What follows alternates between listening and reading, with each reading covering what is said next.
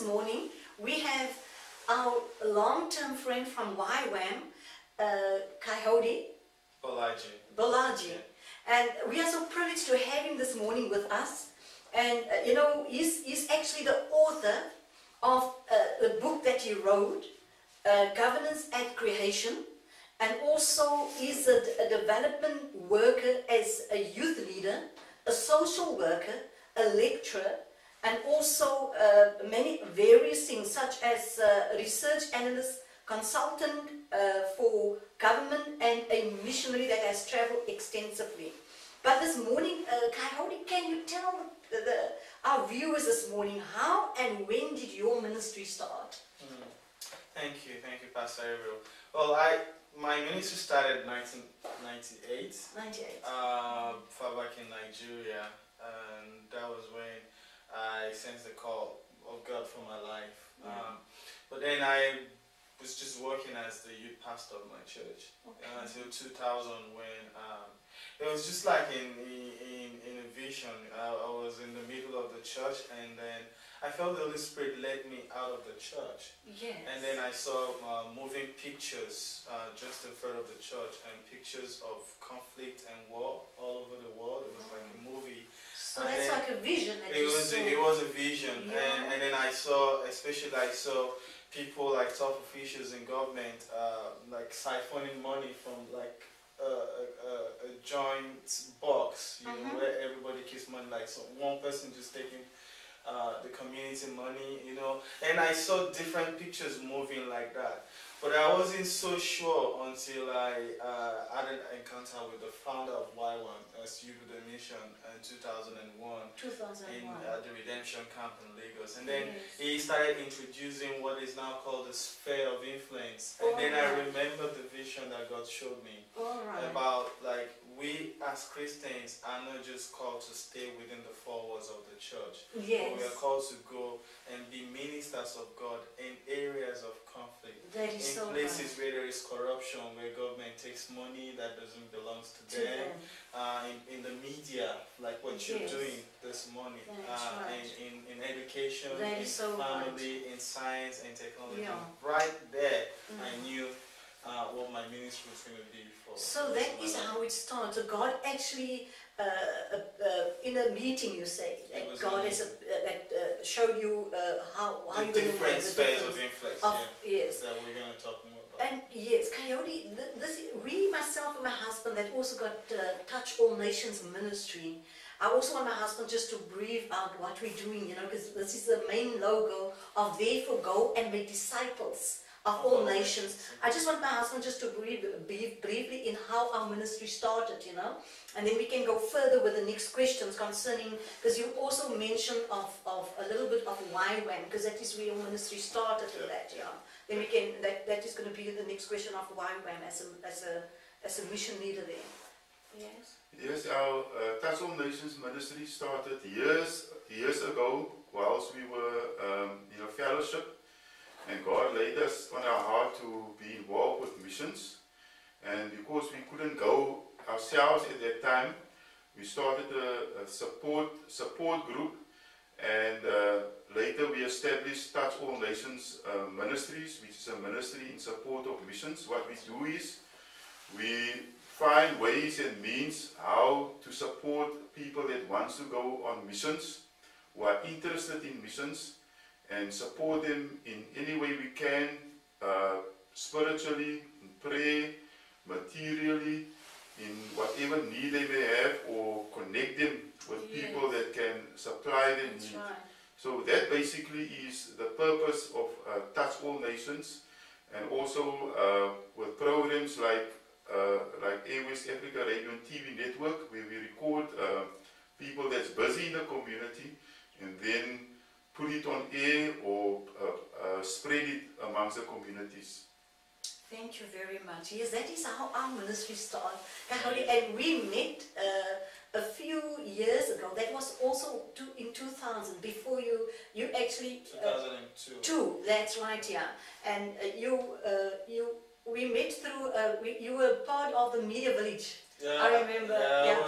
I was at the YWAM days in Museum, but I have friends in Media Village, so we met through a mutual friend. That's right, yeah.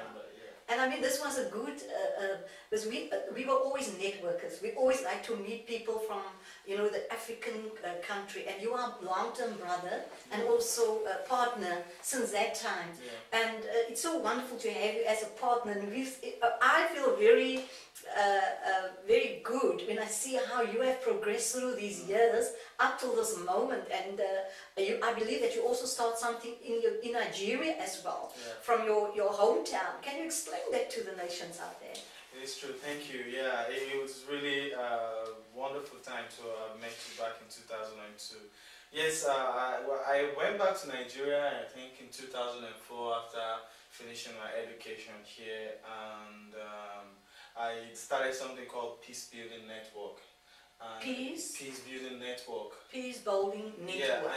Yeah, and the major aim for that was to be able to reach out to the higher institutions in Nigeria, because then cultism. The higher institution of Nigeria. Of Nigeria, like the universities, the polytechnics, and the colleges of education. So you were very involved. I was very involved. I had to form like a small team called Peace Building Network in 7 major universities in Nigeria. So you were very much involved in the universities as such. I was at that time, because the idea was cultism was growing among young people in Nigeria. Occultism. Yeah, people want to go into the occult so that they can terrify other students, they can terrify their lecturers to get marks, to get girls, you know, really very nasty ideas and a very wrong worldview. Yes. So we had to start that, and the major idea behind Peace Building Network was to train people about understanding what conflict is, understanding the worldview of conflict, and how to transform conflict into a better community. So as students come into the universities, they get orientation on what peace is like. Yes. And then when they're graduating out of the universities, we also organize small meetings for them. So I ran this for a whole year in 2004 and some part of 2005, and then I gave the leadership to the different student union presidents of these universities, and the program is still continuing. I get reports from them. All right. And you know, when we met the last time, you were still, you know, in your youth years. You weren't married. I'm still very young. Yes, you are still very young. Praise God. Yes, because we need the young men in our communities, especially here in South Africa. And I'm glad that you and your wife, you got married in Nigeria. Tell us how you met Esther. She's such a beautiful woman, and also your little son, Coben. That's true. Yeah.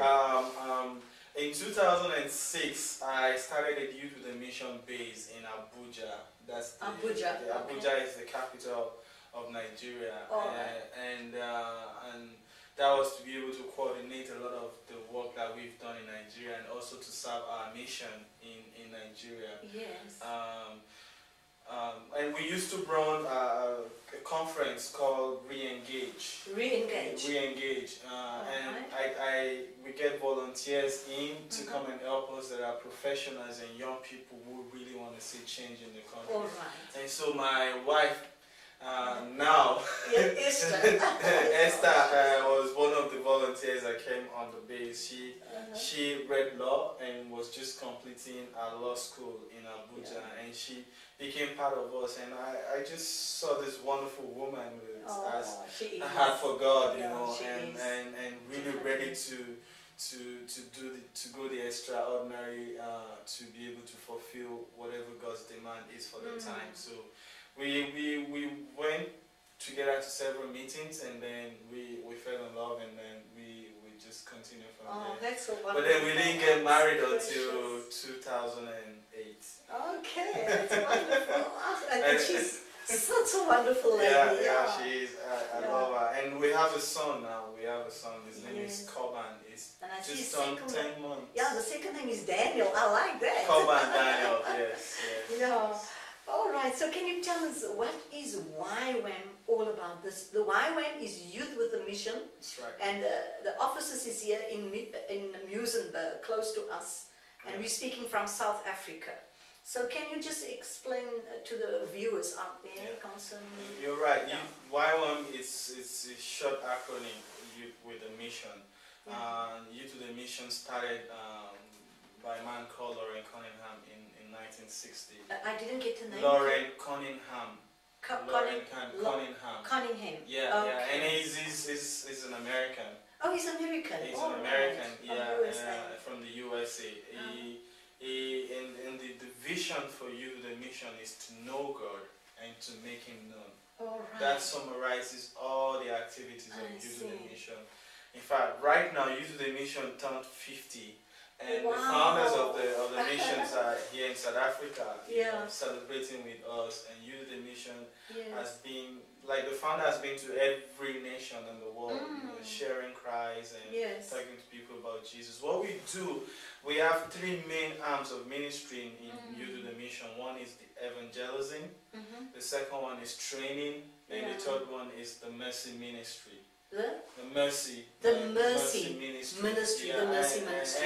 And I think it follows after Jesus' pattern of ministry, of healing, of teaching, and of preaching. Yes, I see. The teaching is the training arm.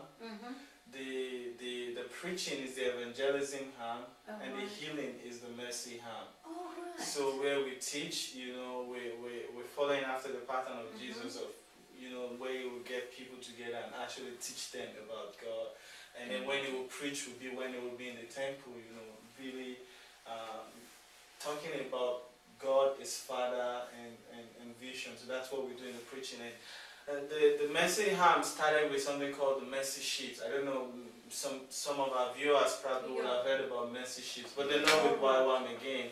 But mercy sheets is like a moving hospital. They go from shores to shores, giving people medical aid and stuff like that. So they also work in the communities as such? They do a lot of work in the community. But Mercyship is not a YWAM, but then we have other arms that have grown out, called like the Marine Reach, any work that we do in the community to help people is mercy ministry. Yes. Kayode, what I really want to ask you, I don't know if my husband also wants some ask question. Before he does that, I want to know, because we met you as a youth at YWAM. Can you brief out a little bit about how they raise up youth leaders? And then I don't know if my husband also wants to know something after that. Just as a youth, just briefly. There's a foundational course called the Discipleship Training School in Youth of the Mission, and it's a 6-month school. And 3 months is a lecture phase, and then the other 3 months is the outreach phase. And it follows after the whole summary of YWAM's vision. The first 3 months you know God, and the second 3 months you make Him known. Of course, you can't know God enough in 3 months for your whole life. You keep knowing Him, but at least we fix a time so that people will do that. So when young people come to us like that, we train them on the nature and character of God. We train them on spiritual warfare, on hearing God's voice, on prayers, on evangelism. So they are discipled. So it's not just an academic school. It's a live and learn school. So you leave everything to actually participate in the program. So can I come in here? So you actually disciple young youth here, like young people is youth here, our youth.